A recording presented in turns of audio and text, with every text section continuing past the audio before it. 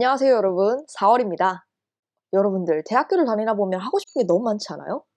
수업도 5개쯤은 들어보고 싶고, 인턴십도 해야 되고, 또 알바 같은 것도 하고 싶고, 또 동시에 CC도 듣고 싶잖아요. 친구랑도 놀아야 되고. 이 모든 걸 다 하는 게 불가능한 것처럼 들리는데, 그거 아세요? 가능한 일이에요. 저에 대해서 조금만 말씀드리자면, 저는 하고 싶은 건 다 해야 돼요. 그래서 1학년 1학기 때 CCA 5개 신청하고 수업은 4개를 들었지만 친구들이랑 놀 거 다 놀고 알바까지 했었거든요. 근데 문제가 이렇게 좀 하고 싶은 거를 그때그때 바로바로 하다 보니까 공부를 할 시간이 없더라고요. 그래서 이제 저번 영상을 보시면 알겠지만 제 1학년 1학기 성적은 2.25였습니다. 하는 거를 줄여야겠다라고 마음은 먹었는데 결국 제가 욕심이 많다 보니까 어쩔 수 없이 오버커밋을 하는 경우가 생기더라고요. 그래서 어떻게 하면 내가 오버커밋하는 거를 좀 줄이거나 아니면 지금 하고 있는 것들을 더 잘할 수 있을까라는 고민의 고민을 끝에 제가 결국에 노하우를 깨닫게 되었고 수업 5개, CC 2개, 파트타임 인턴십 하나 이 모든 것들을 다 관리하고 제 입장에서는 정말 잘했다고 자부할 수 있을 만큼의 결과를 만들어냈습니다. 그래서 이 모든 것들을 가능하게 했던 제 지난 5년간의 실패와 노력을 통해서 깨달은 노하우 4가지 이제 알려드릴게요. 첫 번째, 구글 캘린더처럼 캘린더 앱을 사용하세요. 제가 캘린더 앱을 사용하라고 할 때는 이제 앞으로 하는 것들을 계획하는 것뿐만 아니라 오늘 한 것들을 이제 일기 쓰듯이 기록해 보는 거예요. 기록을 해서 이제 눈으로 비주얼로 보잖아요. 그러면 '내가 이렇게 살고 있구나.'라는 좀 깨달음을 얻어요. 보는 거랑 생각하는 거랑 그렇게 다르더라고요. 그래서 일단 내가 일주일 하루를 어떻게 사용하고 있는지 어느 정도의 이제 셀프 어웨어니스는 필요해요. 그리고 그거를 바탕으로 이제 다음 날 그리고 다음 주 어떻게 계획할지 미리미리 좀 잘라 놓고 기록을 해야 되는 거예요. 그래야지 정말로 필요한 것들에는 내가 내 시간을 비축해 둘 수 있거든요. 안 그러면 '아 이거 해야지, 해야지, 해야지.' 하다가 막상 그 해야 되는 날짜가 다가오면 '나 할 시간이 없어.' 이렇게 되더라고요. 그러니까 미리미리 전에 했던 것들을 좀 기록을 해서 내가 어떤 사람인지 좀 알고 그거를 바탕으로 계획을 할 수 있도록 구글 캘린더나 아니면 아이캘처럼 그런 캘린더 앱을 사용하는 거를 추천드립니다. 두 번째, 두 번째는 뭐냐면 데드라인을 미리미리 기록을 해 놓으세요. week 1에서부터 14까지의 그 스케줄을 교수님께서 알려주시잖아요. week 1이나 week 2 때. 뭐 예를 들어서 week 6 때 퀴즈가 있을 거고 week 7, 8 때 이제 너네가 무슨 과제를 해야 되고 week 10 때는 프레젠테이션이 있고 week 12 때 시험이 있을 거다. 그런 짜잘한 지만 중요한 데드라인들을 미리미리 구글 캘린더에다 적어 놓으세요. 아니면 스티키 노트 같은 데다가 적어 놓으세요. 왜냐하면 수업을 우리가 하나만 듣는 게 아니잖아요. 수업을 4개? 어쩔 땐 5개를 들을 건데 우선순위를 정해 놓지 않으면 일들이 몰려요. 몰리면 너무 버거워요.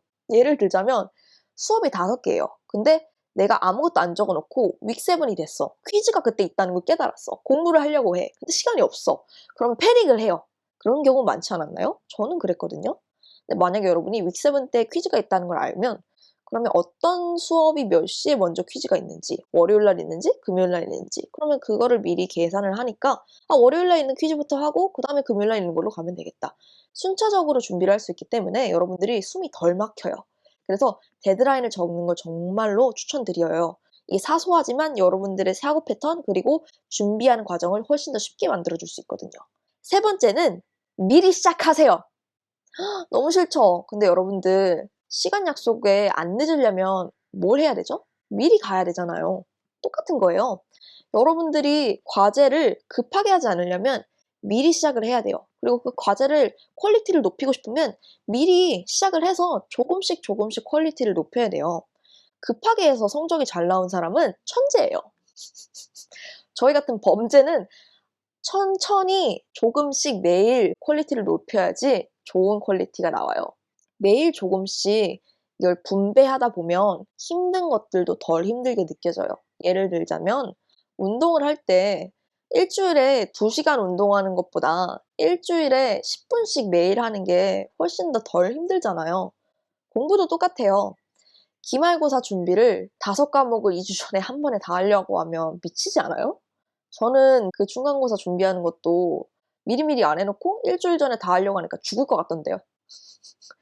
그날 하루 수업이 끝났을 때 노트 정리를 한다든지 아니면 수업하기 전에 노트 정리를 해놓고 그거를 수업할 때 들고 가서 필요한 정보만 하이라이트 한 다음에 수업 끝나고 나서 그거를 저장해 놓는다든지 이런 식으로 매일 10분에서 20분씩 한 과목당 투자를 하면 나중에 이제 정리해 놓은 노트만 읽으면 되니까 어사이먼트나 퀴즈 준비를 할 때도 훨씬 더 쉬워요. 그리고 제일 중요한 기말고사. 기말고사를 잘 보는 제일 좋은 방법은 조금씩 준비를 해 놓고 마지막에 더 하는 거예요.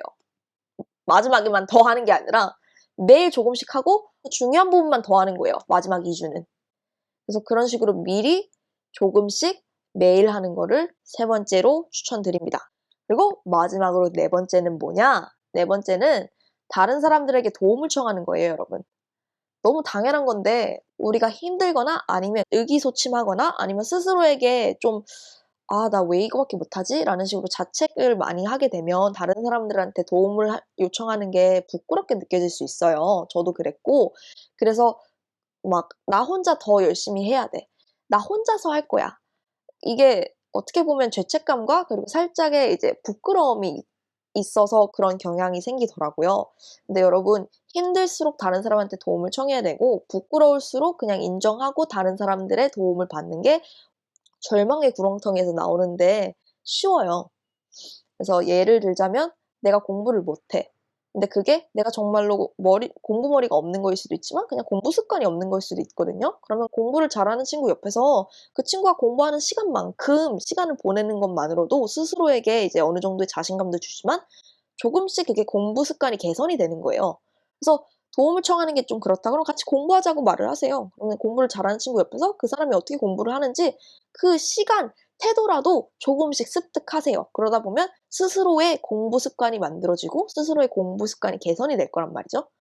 아니면 적어도 테스트 쉿 같은 거 있잖아요. 선배들한테 "저번에 시험 보셨던 프레젠테이션 슬라이드 저한테 주실 수 있으세요? 과제하신 거 저 좀 참고해도 될까요? 퀴즈하신 거 뭐 테스트 exam 있으시면 저한테 보내주실 수 있으세요?" 이런 식으로 내 시간을 최대한 아낄 수 있는 방법에 도움을 청하는 거를 절대로 부끄러워하시면 안 돼요. 그 시간에 여러분들은 더 많은 걸 할 수 있었을 테니까. 안 그래요? 친구한테 물어서 3 시간 하는 과제를 1 시간 만에 끝내면 나머지 2 시간 동안 여러분들이 하고 싶은 거 충분히 할 수 있었을 텐데? 그렇게 생각을 하시면 스스로에게 부끄러워하는 것보다는 내가 얻을 이득에 좀 더 집중을 할 수 있게 되니까 덜 힘드실 거예요, 묻는 거를.